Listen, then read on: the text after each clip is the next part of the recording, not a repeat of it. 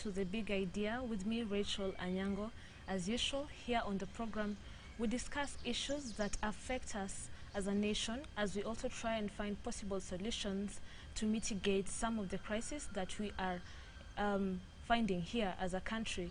And today in studio, we are discussing the concerns of road safety here in Kenya. We'll be looking at the crisis of Kenyan roads and highways. We're talking about traffic law enforcement, road irregularities and illegalities, as well as rogue boda and matatu operators. I'm joined in studio by Kevin Mubadi, who's the chairman of the Boda Safety Association of Kenya. Welcome. Thank you very much. Yes. Kevin, just before we start, we have data from the National Transport and Safety Authority, that is NTSA, that was released in 2020, which showed that fatalities occasioned by the accidents increased by 5.8% in the country. Now, we have pedestrians who are leading with 1,108 deaths, followed by motorcyclists at 884 deaths, and passengers in the third position with 424 deaths.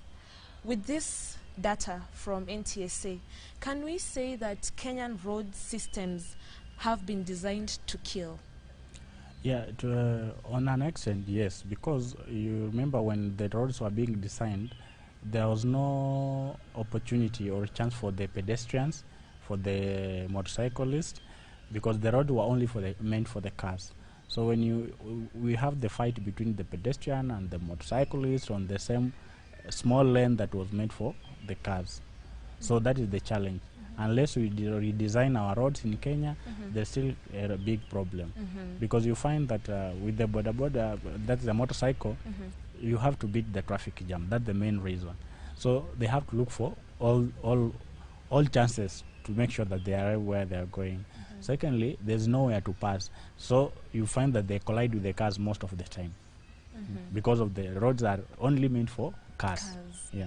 Okay, but even as we've been seeing new projects in terms of road rehabilitation, we've seen Thika Road, we're seeing some work going on in Mombasa Road, and we still have crazy accidents going on again because of the same reasons. There's speeding, there's reckless driving, there's drunk driving, there's motorists, boda operators, matatu operators, who just really do not mind the traffic laws. So what do we say about this? Yeah, I think now that is human behavior, because or lack of information, lack of knowledge. And as an organization, what we are doing a lot of sensitization to the boda riders. You remember when the boda sector entered into Kenya, the government never took it seriously. It was, it started with the bicycle.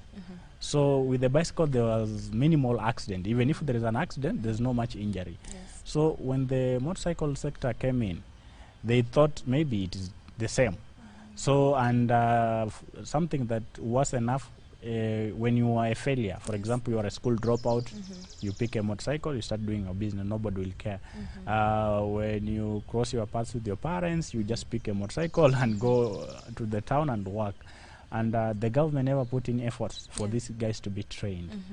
They never took it as a vehicle, so they thought maybe the driving license is for the vehicle owners or drivers. So that is the challenge that we have had. And when they come to realize that there is a challenge and there is so much accident, very many people were owning the motorcycles with the no driving skills on the road. So that was the main challenge that happened. Okay. All right. Now, let's talk again about NTSA, acknowledging that there's 80% of road crashes which are caused by human error, and also blames drunk drivers to, jaywalking pedestrians.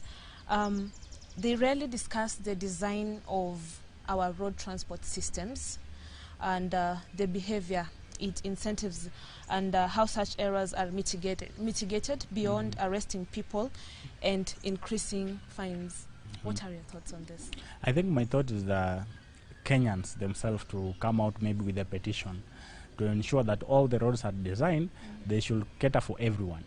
Because I can assure you, when we have a dedicated lane separated for the motorcycles or for the pedestrian, there's no way any vehicle driver will meet with the rider. or will meet with the pedestrian for the accident to occur. It will be only for vehicles, and will only another lane will only be dedicated for the motorcycles. So there's no way they will meet each other, and there will be no accidents at all. You see, but the way it is, we still have a challenge. No matter what happens, we still have a big challenge, and the accidents. And when you go to the developed countries, you find that the roads are well designed for the cyclist, for the pedestrian, for the motorcyclist, and vehicles. So you find there's, in fact, the area can go with a zero accident. And also the behavior of the members of the public to make sure that they adhere to the rules and regulation of that country on concerning road safety. So there's still not enough that is being done. There's not enough. I hope we could handle this issue the way we are handling COVID-19. It will be the best thing ever. Yeah. Do you have like suggestions or how you think it will be best for the whole issue to be handled? I think the best way this whole issue could be handled is, first of all, training of the riders. You know, first of all, most of the drivers on our roads got their driving license from back doors. You know, they never went through the curriculum. They never went through driving school for them to have that knowledge to be on the road.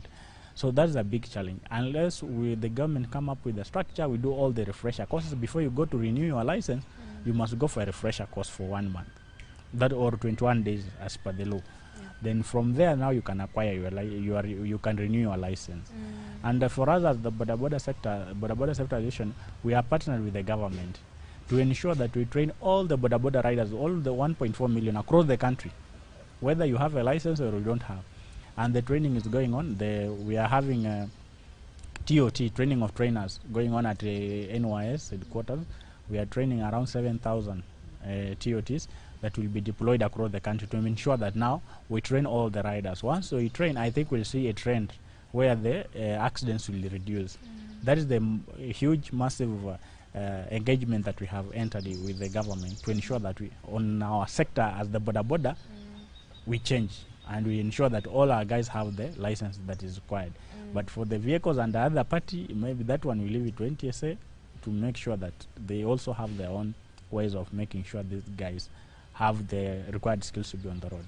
Okay. But then again, even as we talk about the causes of these road accidents, and we say that most of them are because of human error, we are talking about overspeeding, reckless driving, drunk driving, and things like that. Do we say that we are putting a whole responsibility of road safety on individuals? Yes. By the way, all responsibility of road safety depends on you as a driver, not even as a passenger, as a driver. Because when you drink and drive, what do you expect? Because once you drink, you become drowsy, you can't see the road well, and you know some people say that the car knows home, but she can't know home every day. There's one day it can get lost. So that's where accidents occur. So I think the responsibility lies with the driver themselves. They have to take a very good care of themselves to ensure that whenever they go to drive, they are sober. Yes. Okay, great. Now, we've talked about this and you've mentioned Boda severally, Kevin. But then again, they've been in the limelight for almost all the wrong reasons for quite some time now. Yeah. We've been seeing so many videos surfacing on the internet of rogue Boda operators attacking motorists. You know, we've had issues of insecurity, rape cases, some of them. So then again, there's an issue. There's a big problem. Yeah. You're talking, you're saying that you're doing training, you're doing registration and things like that. But then again, who are these people who are being filmed, captured on camera, attacking people, and they're also using bodas? Are they people that you know? Are they people that you can identify and say, this is one of our members, and what action is being taken? Okay, one, everything has a genesis. As for a very long time, there have been a problem whereby the Boda riders, they never get justice. In case there is an accident, you find that right now when there's an accident, you find the Boda riders come to beat the car owners or burn the car. There is a genesis behind that. that whenever there's an accident and you decide to follow the law, when you go to the police station, one, you are the victim. Yeah. Whether you are on the right or you are on the wrong, you are always the victim of the accident. So with that, even if you as a human being, when every day you are the one who is being blamed, you are the one, until it reach a point, your boiling point will come. So something bad will happen, and there's no one ready to care for you or just to support you. So that has been the main cause why these guys, you find there's an accident, they want instant justice, because there was no one to ensure that they also get their justice. But what if these motorists now decide they also want to take the law into their own hands? So then again, it is... Yeah, it will be bad. But now there's a remedy. There's something we are doing. We are telling all our members that now there was no one who was supporting you, who was ensuring that you get your justice. And as an organization, we are now here to ensure that whenever there is an accident, we will follow up with your cases. Because sometimes you might find going to court, it is expensive. The rider cannot afford. Or this rider never had a license. And let me tell you something. Whenever you get an accident and you don't have a license, whether you are the victim, once you get to the police station, as per the law, you are not covered at all. You will always be, you will have committed a crime, because you are not supposed to drive or ride without a license. So you come and look at it that most of our riders, they don't have licenses. So whenever the accident occurs, they are always the victim.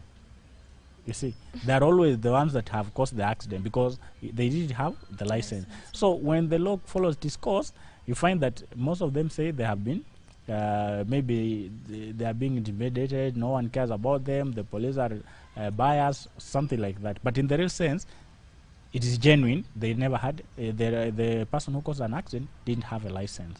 So that's why we are training all of them to make sure that first of all they have the first requirement as per the law. Even if you don't go to the court and say, I got an accident and I have here my license, and this officer is doing ABCD, the judge will listen to you. But if you don't have the license, you'll just go in or you'll pay the fine. So that is the main reason why all these violences and so on was happening, because for them they don't understand the reason to why maybe the police was harassing them. But those cases who are also genuine, someone has a license, he has insurance, you find that the car owner have some money. When you get to the police station, anahongana, you remain the victim. You'll never get your justice because you don't have money. That is the challenge. Okay. So then again, yeah, you wanted to finish no, something? No. Okay, great. So then again, now if you talk about that case about corruption and bribery, which is something that has been very prevalent here in our country, do we say that Kenya's traffic police have a haven for impunity? Yeah, we can't say that, because not all the police officers are corrupt. Because for me, I have one officer in town here at CBD. When you look at him, he never takes bribe. When you are on the wrong, you are on the wrong. The guy is genuine. So we cannot also wrap him with the other rogue officers who always take bribes on the road, and everyone knows that. But a big number of them do. Yeah, a big number of them they do. Yeah. But some of them they are good. If you have committed an offense, if it is punishable, they'll just take you in. If you can be forgiven, they will always forgive you. But you have others who always want bribe, whether you have a committed offense or not. They'll just, like, for okay, that is a story for another day. I wanted to give an example, but that's a story for another day. No, you have to give that example. Since it seems like there's something you wanted to give us as a tip. yeah, but that's a story for another. But we can say we have good cops and we always have some rogue cops also. Yeah. Okay. Now, even as we talk about the good cops and the rogue ones, someone said matatu drivers have big incentives to stop anywhere to pick up passengers and make as many trips as possible. And this person went on to say, even when this means driving like madmen. So the person says the police, on the other hand, have little incentive to enforce the law. So I'd like to also know if you agree with whatever this statement says. And then again also, this person says, and given that many powerful government officials and senior police officers own matatus, there's little incentive to fix the problem. Now about corruption. We can't say that maybe senior police officers own matatus. This is always an individual thing. You as a driver and me as a police officer on the road. That maybe every day we agreed, when you go with your overloaded matatu, you give me 100 bob. Yeah. So it is between me and you. It is not about the third party. Because when I refuse, there's nothing that can happen. So this sense of corruption, it is between the officers themselves. The ones that were sent by the government to be on the road. They're the ones who are committing all those crimes. Because when you accept the bribe during the day, it shows that you are the one who is going to cause that accident. For example, when the matatu is overloaded and it gets an accident and it passed you, you also committed that crime. So the issue of corruption is about an individual. Yeah. Have you been in a situation where you've come across such? Yeah, there's one day I was involved in such a thing, and the guy refused. He wanted money, so what can you do? You just give him 200 because he tells you, okay, your offense when you go in is you'll be fined 5,000, then but you can bring 1,000 and I'll let you go. Or we go with your vehicle to the police station. Will you accept? So you'll just give 1,000 bob and go. Yeah. But if he was strict and ensure that he followed the law, then there'll be no offenses. Because I'll commit an offense knowing that I'll just pay 100 bob and I'll be free. So it is a challenge also. Okay. Now, do you agree that NTSA will only act on information about rogue matatus or even boda bodas when it has gone viral and aired on TV? Because this is something that has been said by a lot of Kenyans on Twitter, that rogue matatus, once they've gone on air, once those clips have surfaced on the internet, that is when now we have people like NTSA coming out to say, okay, we are looking for these people, we've already arrested, or we have suspects, or things like that. Yeah, that's true, because most of the time when you are on the road, you will see that there's a matatu can go to 120 kilometers per hour, and they should be driving at 80 kilometers per hour. And this is something that happens daily. Yet we have officers who are supposed to enforce. The NTSA, they should be checking on the speed governors and everything, ensuring that these matatus comply. But they don't. So other blame also fall on them, because they're not enforcing what they're supposed to do. Yes. So you do agree that they only act on information when it's most of the time they act when there is when things go viral, and they act on that specific issue and forget about it. Okay. So at any point, do you people ever get to interact and work together? Because of course the people who are stakeholders when it comes to using the roads are the same people that you're standing for and representing. That is the boda bodas, and we also have the matatus, we have buses, we have now people who have private motor cars and all that. So do you ever get to work together as bodies? The stakeholders? Yeah, most of the time we do work together. We always come and work together when there is an issue, for example, that if there is any policy issues that we have to work on. We always collaborate with the boda boda, the matatu, the buses, and the NTSA and the government. Yeah, we always work as a team. Are these things that you discuss and try to streamline? Yeah, things matters road safety, we always do. We always work together as a team. But it doesn't work out? But it rarely works out. It rarely works out. I don't know why. You don't know why? Yeah, I don't know why it doesn't work out. But I think we need a lot of enforcement with a lot of seriousness in this road accident issue. We just need some seriousness on enforcement. So if we look at in terms of pedestrians now, and just for them to use the correct footpaths that have been provided for them on the roads, do you feel or do you agree that these people are also reckless in terms of observing the road rules? Yes, I can say some pedestrians are also reckless, because you find like on Thika Road or any other road, there is a flyover, just 1 meter, or someone decides to cross the road under a flyover and there is speeding vehicles and you find this person has been knocked down, you see. So that is individual recklessness. He doesn't care, he or she doesn't care about his or her life, you see. Because if there is a flyover, then you need to use the flyover. There's a reason why they put it there. But you cannot cross there under flyover, then you get knocked, because once you get knocked under flyover, then there's no fence. Yeah. Okay. I have some comments here that I'd like to read for you so that maybe you can address them. Someone here who says passengers ni gunia too, they can't stand for themselves. This person now is talking about, I guess, matatus in terms of overspeeding. This person says passengers ni gunia too, they can't stand for themselves for this ujinga. They paid money, at the same time they are in danger for this reckless driving. So then again, now this comes back to the person who's inside that matatu or inside that PSV. Or even on a boda boda. Or even on there a boda boda. On one. And there are 3 on 1. Yeah. Yeah, you're right. Yeah, so that is a challenge also for the passenger themselves. I think when you see the matatu, first of all, is overloaded. You don't need to board. Secondly, if you see the matatu is overspeeding, you have to air out your voice, because the driver will listen. But if you sit and keep quiet, that's when the problem happens. You see someone, the boda boda should only carry 1 passenger, but you find that 3 people, they are on 1 motorcycle.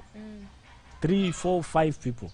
So the 50th person that is bordering this motorcycle, can't you use your common sense? Yeah? Like the other day we had an accident in Bomet, Narok Bomet Road, where 5 people died on the road. They were on the motorcycle, they crashed and they all died. Whereas maybe only 2 people would have died if that accident was to occur.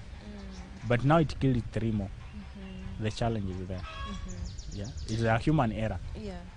Okay. So then again, what action has been taken for a case like that one of the boda boda operators who literally burnt down a motor car somewhere along Thika Road? What is happening is that as an organization, we are working with the police to ensure that we enforce the law. And any culprit, anyone who will be found burning people's vehicle or doing all sort of hooliganism, that one is just a criminal offense. You will be charged according to your offense, because we cannot tolerate that. We cannot tolerate people who are indecent, who are hooligans to be in our sector. You see, if you cannot operate the boda boda or your motorcycle in the right way, then it is better you just leave the sector and do something else. Is it really possible to eliminate them? It is very much possible. It is very much possible, because what we will do is we are going to use our own internal mechanism, self-regulation, to ensure that we curb this. Because if you have all the required, you have all the necessary and required procedures to ensure that you achieve what you want, your grievances can be aired out and your concerns will be taken in and you will get your justice. Why should you burn someone's car? Why? So if you are going to do that, then we'll ensure that you work with the police and all the government agencies to ensure that you are arrested and you face the full force of the law. That is it. Yeah. We cannot tolerate that as an organization, because maybe there are the only 2 people causing all this mayhem and havoc in the name of 1 million other people. Yeah, because we have so many good boda boda riders, people who earn an honest and decent living in this sector. But only 1 person or 2 or 3 that is spoiling the name of everyone. Like now that matatu was just 1, for example, or whichever the vehicle that was banned was 1. And people who are there were maybe 3, 20 or 10. But you find it has spoiled the name of all the boda bodas across the country for only 10 people who have, maybe even they are not boda boda riders. You see. But because there were some motorbikes were there, it has spoiled our name. All right. Let's take a break. We come back with more of this conversation about concerns on road safety. Do not go anywhere. We'll be right back.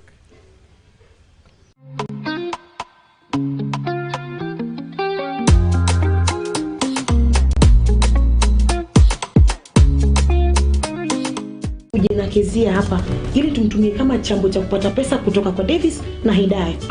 kama mnavyojua ahadi ni deni. Visa vimbi hivi. Unaambia kushinda jiwe wewe? Unaambia kushinda jiwe? Ona. Leta. Kezia yuko wapi? Kezia alikwenda na mjomba wake Savimbi kusomea kule mjini. Kezia yuko sawa. Mbona unasema uongo na ujue Kezia yuko wapi?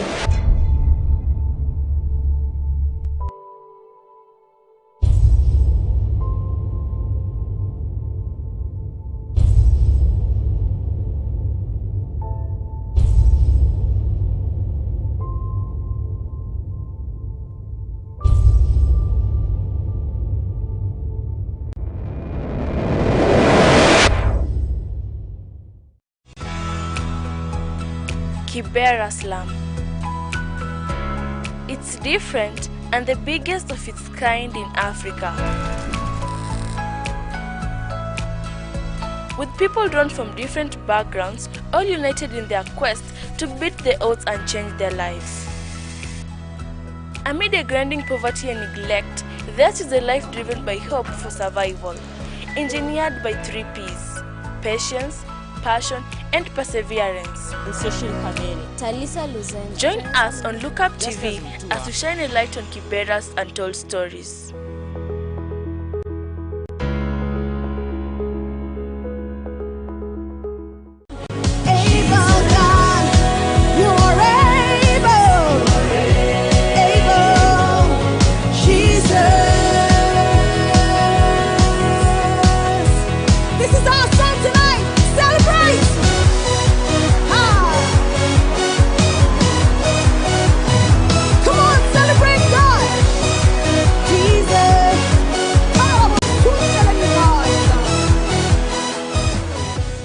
Turn your 50 bob into a $1 million investment. Changamka and Shinda Gari Chap Chap with Hometel. There's millions in shillings worth of prizes to be won. Send your 50 bob to paybill number 4040153 and get a chance to win 20,000 shillings daily. And each week, one person gets a chance to walk away with a Mazda Demio and another a Beth Mobility motorbike. Remember, the more times you try, you could be the winner of a fantastic Toyota Prado. Do not be left out. Send 50 shillings to paybill number 4040153, account name Look Up TV, and get yourself a Hometel lucky number. Changamka and Shindagari Chap Chap with Hometel promotion. For more information, visit www.shindagari.co.ke. Terms and conditions apply.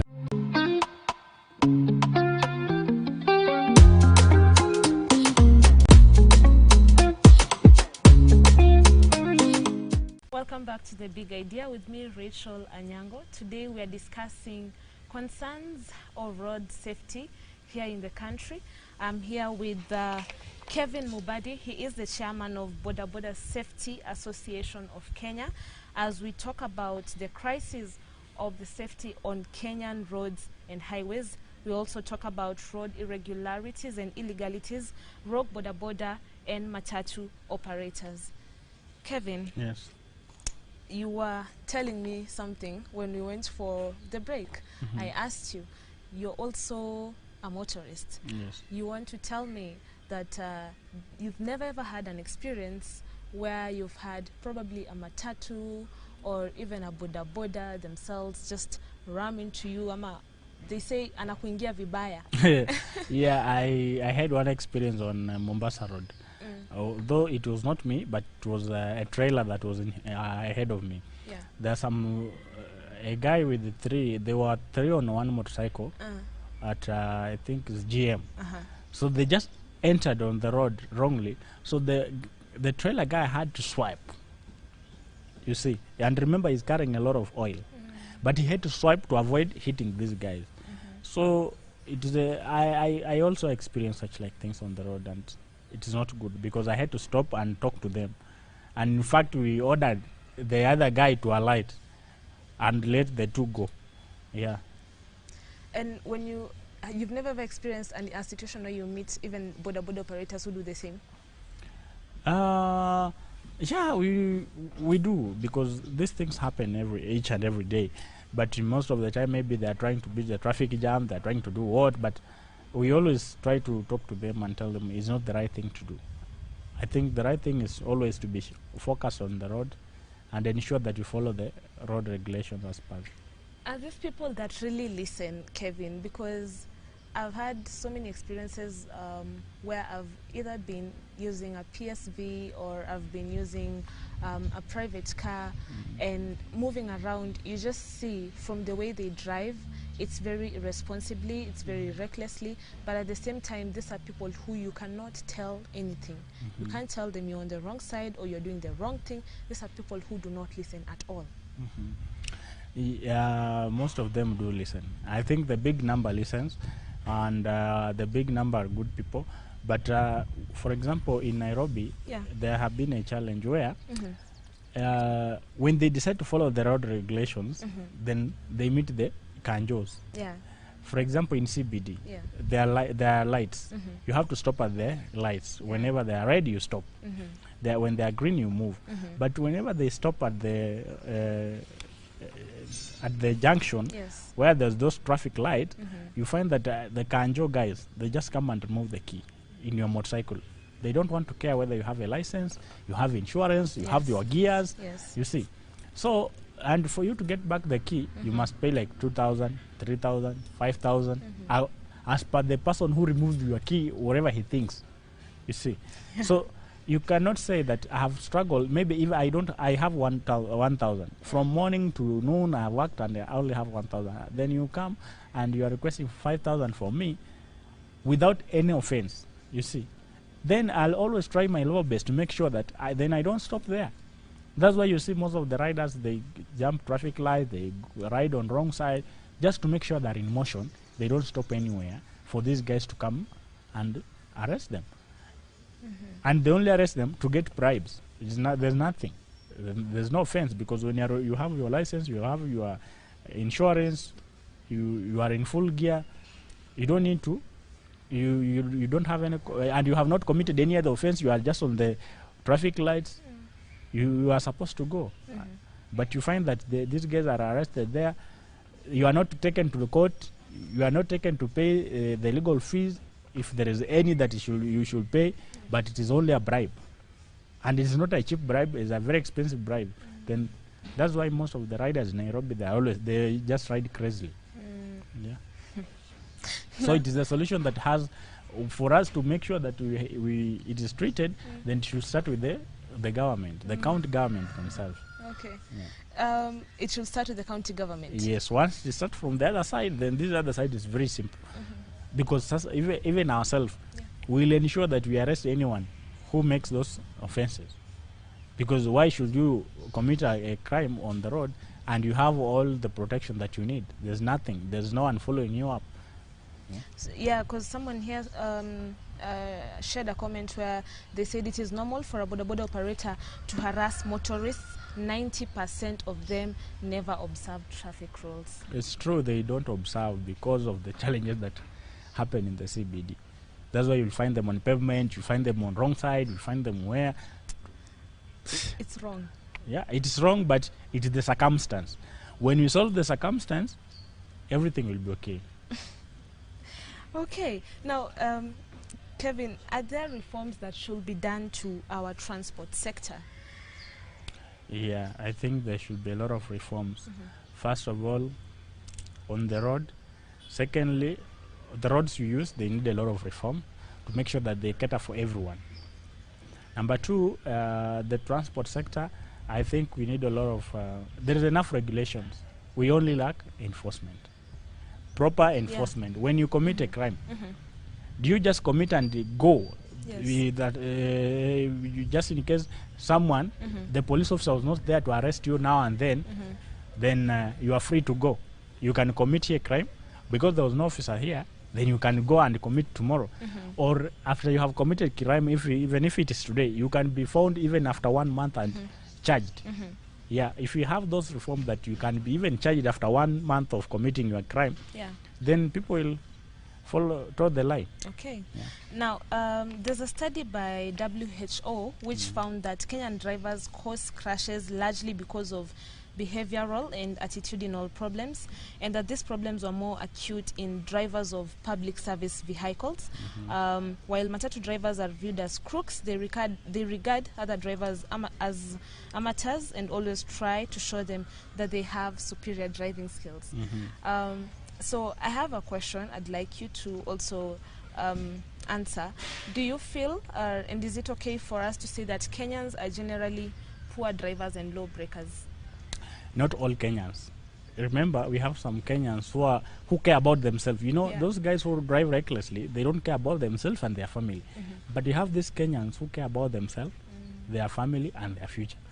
So we cannot just wrap all of them. But the few individuals who doesn't care about themselves, they're the one who cause all this havoc.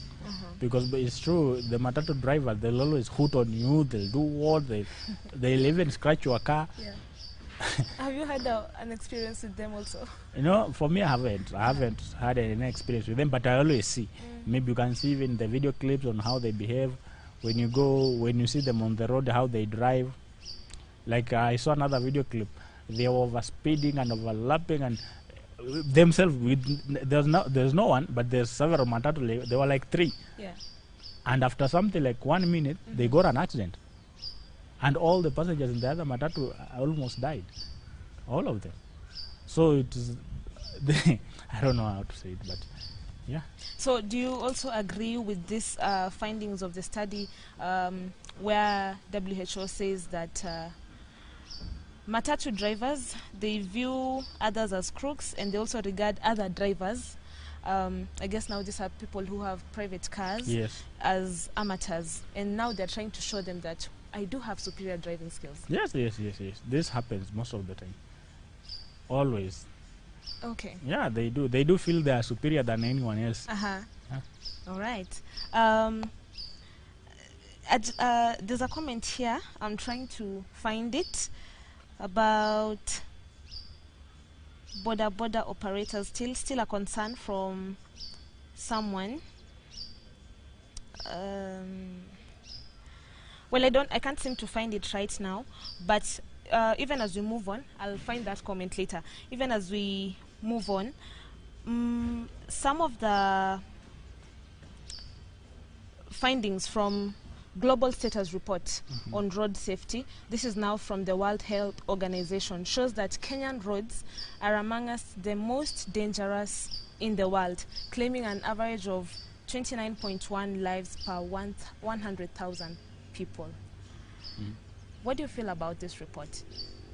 Okay, if they did it genuinely, it can be true, because when you even look at our roads, they are very narrow, and the cars are so many. You know, the number of vehicles in this country have increased rapidly.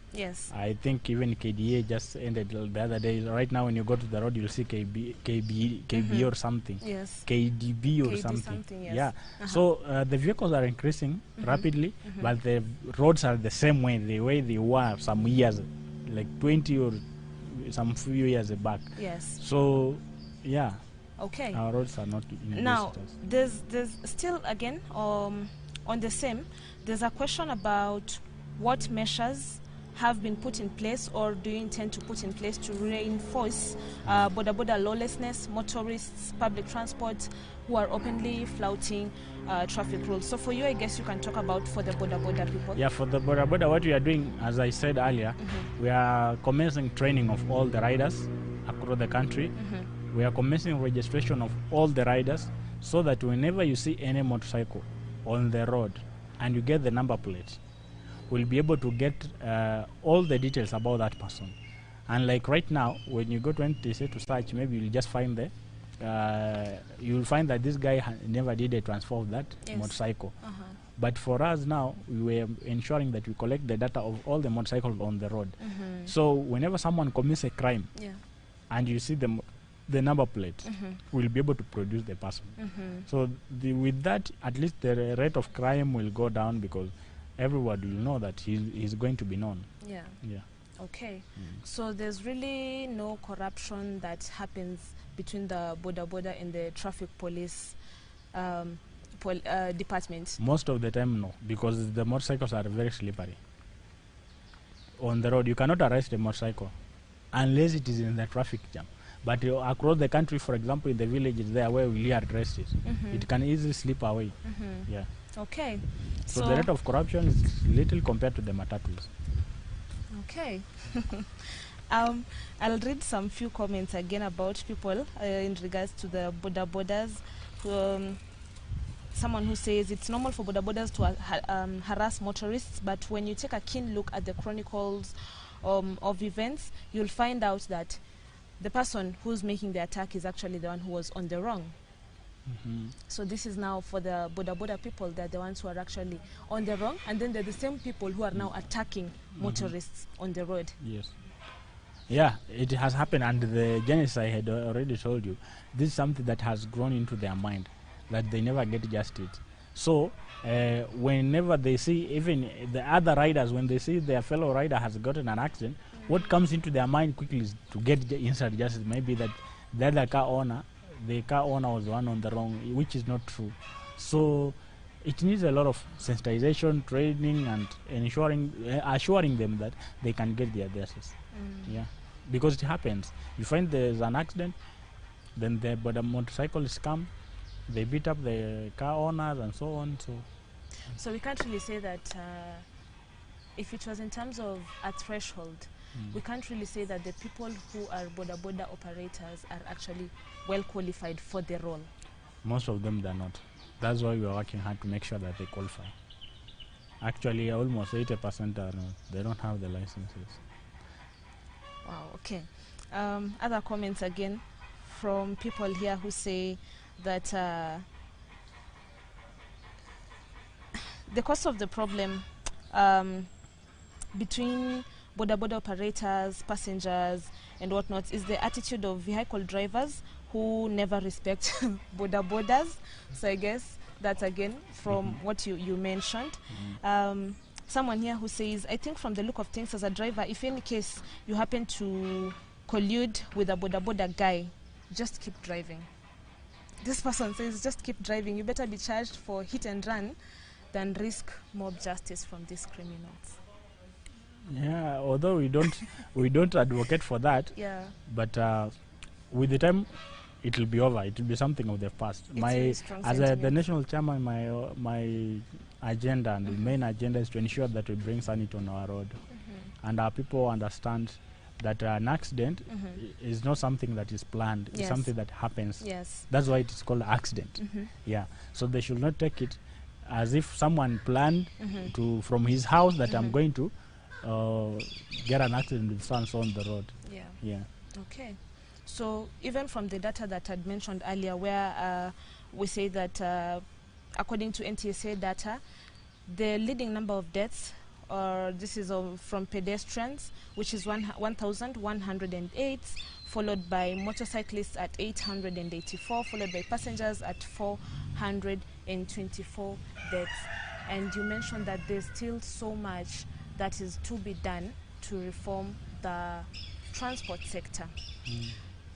Are there other things that you feel like we can do as individuals, apart from just expecting the government to come in and, you know, do the enforcement? Are there other things that as individuals, there's things that we can do? Yes, there's a lot of things. You must just be responsible. Yeah. I think as a driver or a rider, you must see the other person as a mad person. So you are the only sane person on the road. You are the only right person on the road. So make sure that wherever you do, you think about yourself first. So don't do something, think that the other guy is thinking about you. You see? Because when you think that the other guy has seen you, maybe he hasn't. And you'll collide. Because you can be driving with your hard-headed. You see someone is coming, he's on the wrong side, and you just proceed on. Then you'll collide. But if you can see there's a challenge and you overcome it earlier, there will not be that accident. Because you don't know what is happening with the other guy. Maybe the brakes he doesn't have a good brake, or he's sick, or something else has happened to him or her. So it is our own responsibility. Yeah. Okay. All right. So then again, trying to look for other comments about people who are also mostly bothered by boda operators because you are their chairman. Yeah. Maybe there's some things that you can address. Someone here who says that these people are a menace to our roads, and this person says that they should be banned from the roads. Okay, let me ask you a question. Yes. We have 1.4 million riders. Yes. Those are the ones that own motorbikes. Remember, this one motorbike is shared, maybe we have others that are shared like with the 2 people, because we have the usiku sako and those one who work during the day. So we are looking at almost 2 million guys, Yes. depending on this motorcycle. If you ban them, where will they go? Where will they get their job to do? We don't have that muscle to absorb them anywhere in this country, and there's no industry that has employed, even the government, it hasn't employed even 1 million people. So when you say that we ban them, then you are inviting criminals to be on the road because they want to eat, they want to feed their family and so on. So let that person think twice. He should not see what he's seeing right now. It is better to look for a solution rather than just dismissing everything. Yeah. Okay, great. According to boda rules, accidents should never happen. If it happens, the boda guys are always the offended party, and justice should be instant by the way of looting and beating up the offending driver. Over to you. Okay. Wow, this person has strong sentiments, says, you guys are watching a terrorist group in the making. These are very strong sentiments. Why are you all assuming this criminal behavior from boda operators? So what happens tomorrow when all the car owners gang up to protect one of their own? Can't you be proactive? That's why there was a problem, and we admitted there is a problem, and everyone knows there is a problem, and we have told them that there is some mitigation that is coming and is on the way, and it is happening. So they should just give us a little time. They'll see a change sector in this country. So how long should they give you? I think for the training, training all the riders, 1 million people is not uneasy, but I think like from 5 months, because we will be rolling out in February 18th, so it will take like 5-6 months. Per county? No, per county is 21 days, but at least 5 months to ensure that we have trained everyone. Because we are starting with the 7 counties pilot, then from there we continue to other counties. Okay. Yeah. So which are these piloting counties? We are doing Kiambu, we have Busia, we have Garissa, we have Machakos, we have I think Nakuru. Yeah.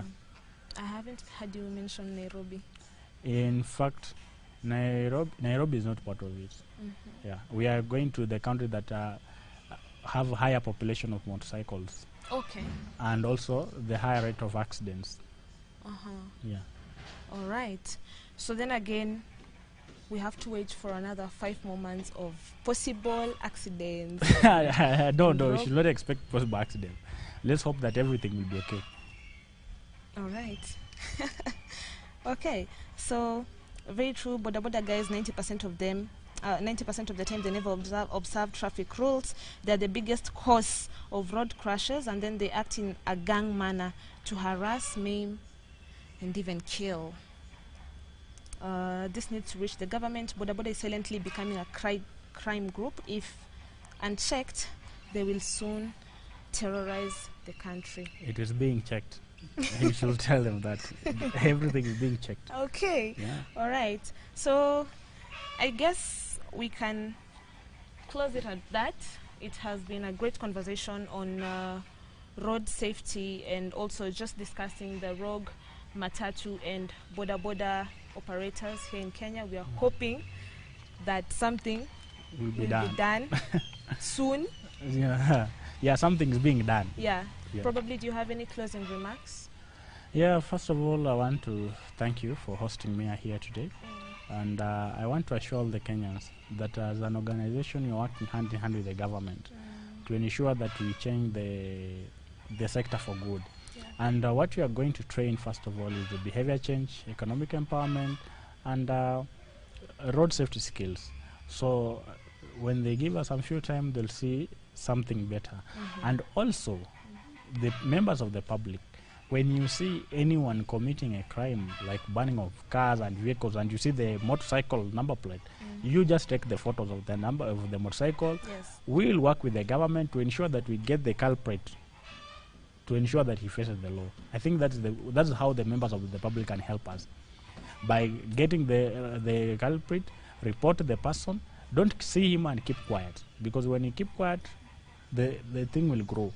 But when they report and this guy will face the law, he'll know that the next time he is not going to commit the same offenses that he committed. It is a collective responsibility.